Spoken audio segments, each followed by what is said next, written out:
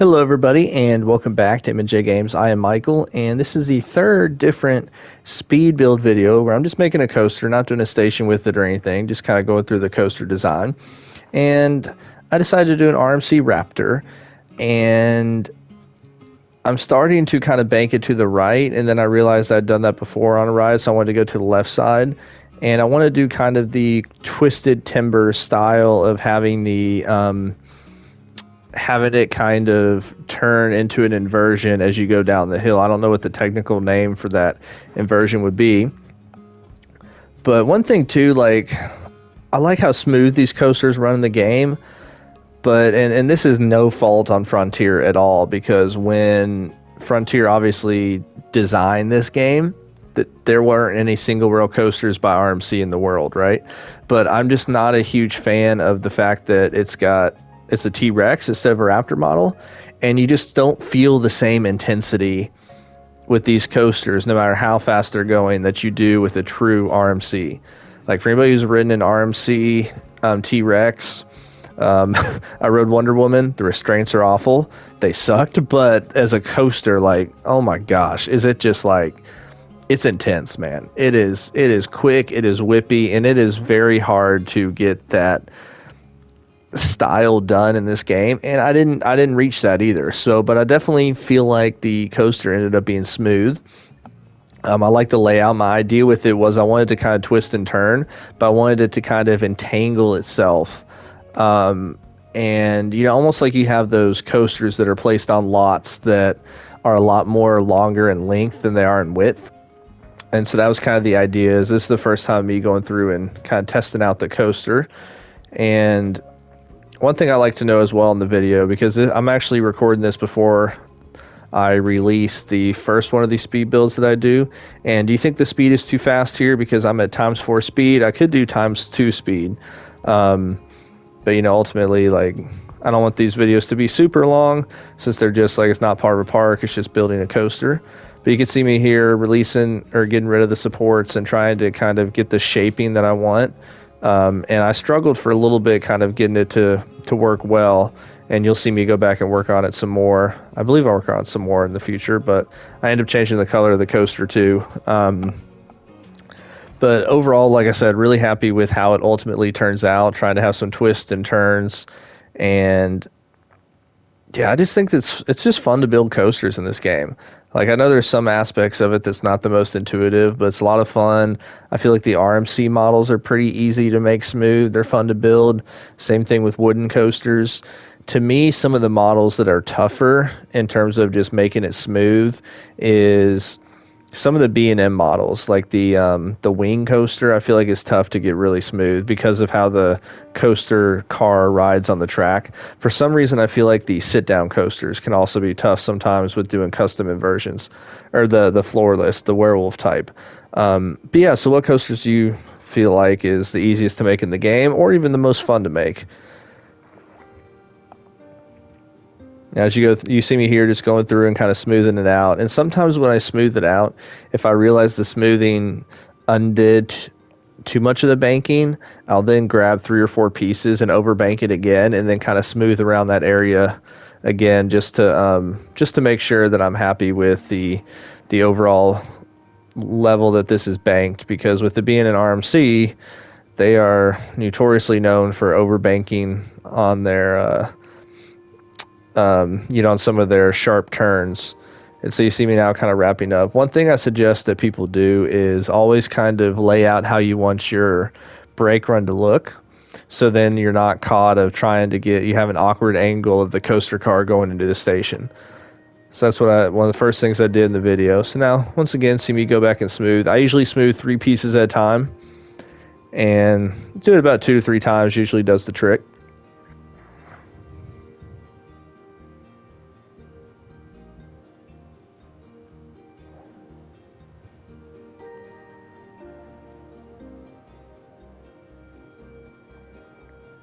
Yeah, I'm not used to talking over videos like this the whole time. But yeah, so you can see kind of the process here once again, just going through and smoothing. And I didn't really want to cut anything out of this video because I want everybody to see the whole process that I take. And, you know, usually a lot of us kind of approach coasting coasting, creating coasters differently. And so I know when I was playing this game, some of the people that I learned from was watching speed builds of everything they did.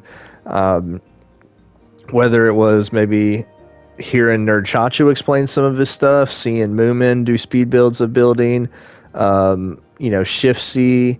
One that I really liked was Matt Lown, just because I felt like he was a really, I hope this doesn't come across bad, but he's pretty basic with a lot of the stuff he did, but is basic in a way that like fit my style. Like it was realistic. It was kind of how I approach my parks. And so that was kind of watching his Velocity Lake series helped.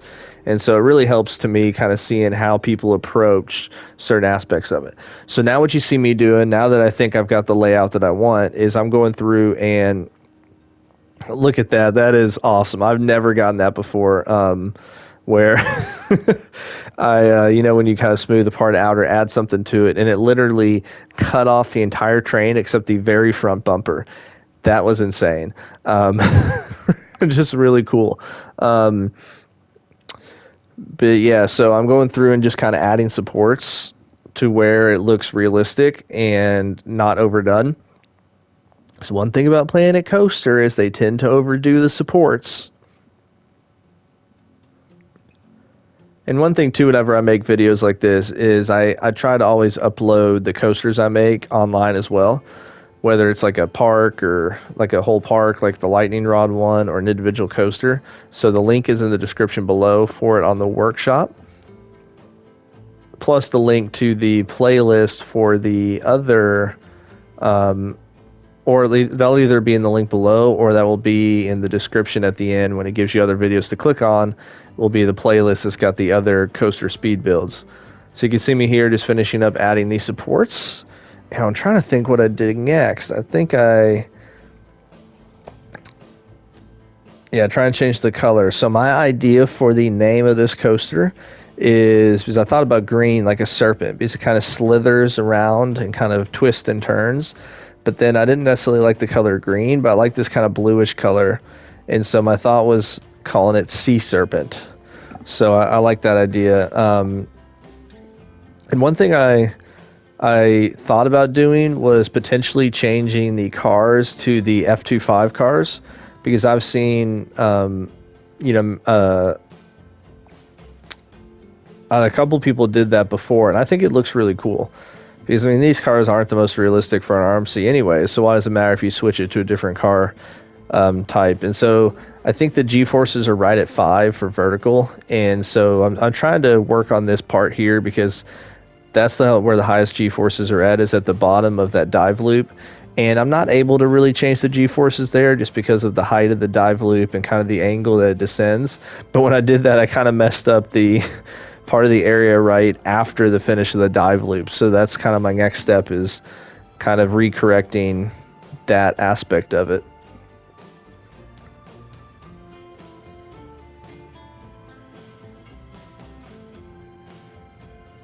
So you can see me here trying to smooth it out.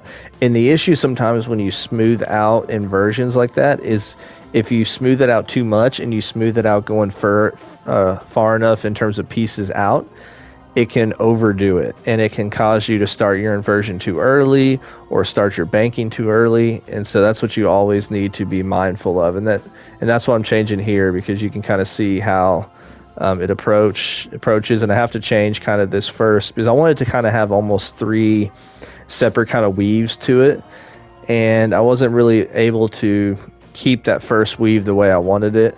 So it doesn't work out initially how I had planned, but I still am happy with the overall how it turned out.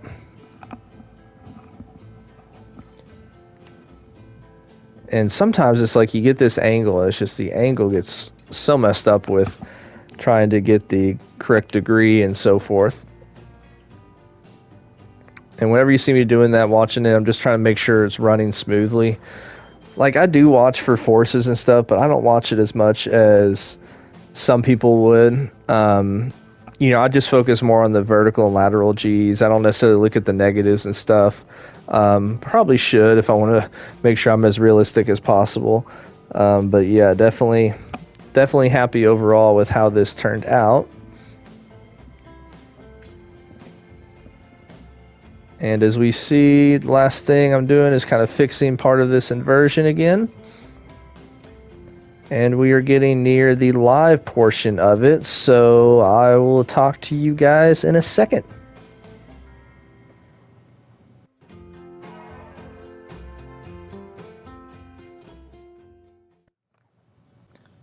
So we are here at the live portion, and the only thing I've done off camera is I turned the friction down to 0.7 just because I wanted to make it feel like it's going a little bit quicker through the layout. Because for an RMC Raptor, there are a couple moments where it just seemed to really kind of slow down for me, or this is not an RMC Raptor. This is technically an RMC T-Rex. But yeah, as you can see, just kind of how it flows throughout the layout. You know, all the inversions are custom. That's like a half bat loop right there. You got a wave turn, kind of got a little speed hill into a turn. Then you have a, is that still technically an implement, or do they call that a sidewinder? Then you got a couple kind of overbank turns. Then we've got this last kind of little bit of a heartline roll. And then I wonder with these two, so I guess that is that a juju roll? I still need to learn a lot of the kind of more unique terminology. But yeah, really happy with how this turned out. As I said, I'm just for the sake of having a name, gonna call it Sea Serpent. And I love the colors. You know, like this took me like 40 minutes to do, so I wasn't trying to do anything that's super intense, like super crazy, a recreation, because those kind of take longer. But I hope you enjoyed this video and enjoy, watching speed builds of me creating coasters, because this is one thing I really love to do in the game, and it's a part of the game that I feel like I do pretty well. And I love your feedback as always. Do you think there's anything you would change? What would you do differently? That kind of thing. And also, if there's a particular coaster type that you would like to see me build at some point, I would love to get your feedback and hear that as well. Or even if there's like, hey, I'd like to see you maybe try to recreate this certain coaster and so forth. Like one recreation that I've had in mind for like a year, I just haven't really actually taken the time to sit down and do it, is Wildfire. It's Silver Dollar City, so I think that'd be a fun one to do. It could really work well on this map. But yeah, enough of that. Let's go ahead and look at the stats real quick, and then we'll take a ride on the coaster. So everything's all green. G-forces, so speeding the coaster up did raise the G-forces to a not as great level. And I think it's right there where it hits. So that was like right at 5 when the I didn't lower it to 0.7. So probably lowering it didn't help with the design on a couple parts. But biggest drop, 107 feet, max speed 63 miles per hour. It's about 4/5 of a mile in terms of track length. Let's see, 6 inversions, 3 airtime hills. All right, so without further ado, let's go ahead and take a ride on the coaster. And I thank you so much for watching and hope you have a wonderful rest of your day.